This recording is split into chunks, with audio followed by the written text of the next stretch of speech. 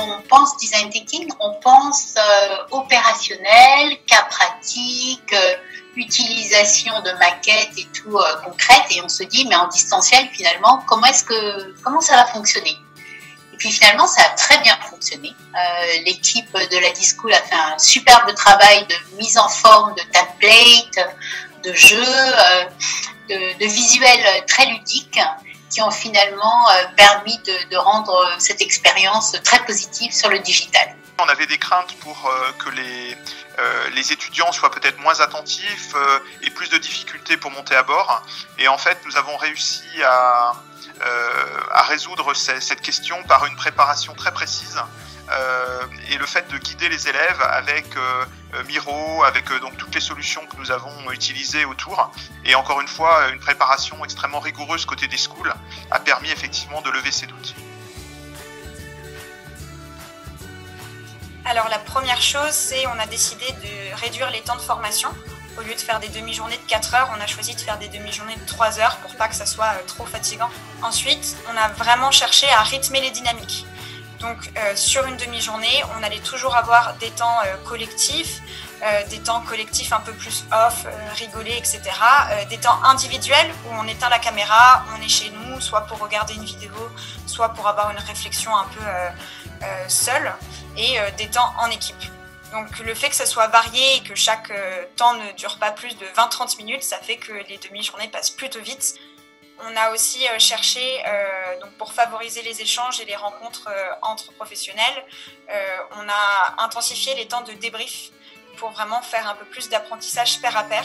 Donc à chaque grand temps de la formation, on a toujours un moment où on revient sur ce qu'on a appris, où on partage.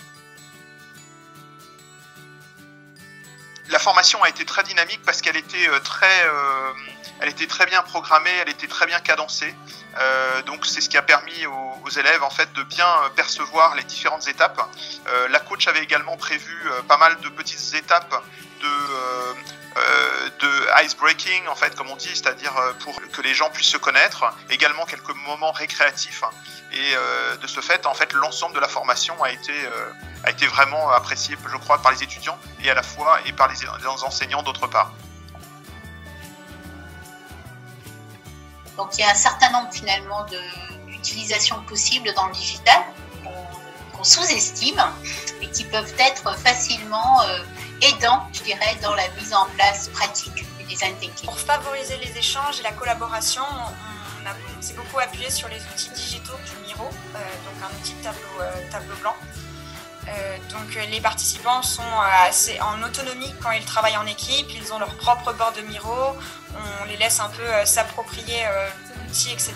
Et le fait d'utiliser Zoom ou Teams, ça nous permet de faire des sous-groupes dans lesquels ils peuvent échanger librement. Très très bonne préparation qui est faite par la D-School sur un certain nombre de templates, de formats, d'exercices qui permettent finalement de se détacher finalement du support et d'être beaucoup plus orienté sur le contenu et l'interaction et la collaboration qu'on va faire avec les autres personnes pour créer.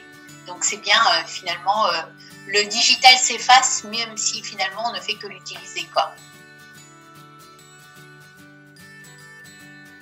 Alors, les points forts de la formation, c'est qu'en quelques jours, vous aurez appliqué le design thinking et vous aurez compris la méthodologie. C'est aussi découvrir de nouveaux outils digitaux qui vous seront utiles dans vos tâches et rencontrer de nouvelles personnes et apprendre avec elles. Vous allez participer activement à votre apprentissage. On a fait aussi le choix de travailler sur un sujet prétexte, un cas fil rouge, qui concerne les participants. Pour se dire, à l'issue de ces quelques jours, vous allez concevoir quelque chose pour vous qui vous sera utile par la suite. Ce qui m'a le plus surpris, c'est la dimension ludique qu'on pouvait apporter finalement au design thinking à distanciel. Alors oui, je la recommanderais, cette formation, parce qu'elle permet finalement de toucher des populations auxquelles on ne pense pas vraiment, qui sont à l'étranger. On travaille effectivement avec les États-Unis, avec l'Asie.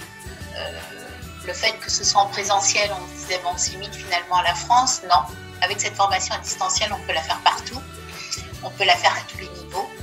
Et puis, il faut surtout finalement pas se mettre de barrières, hein, parce que finalement, le digital est accessible aujourd'hui à tous.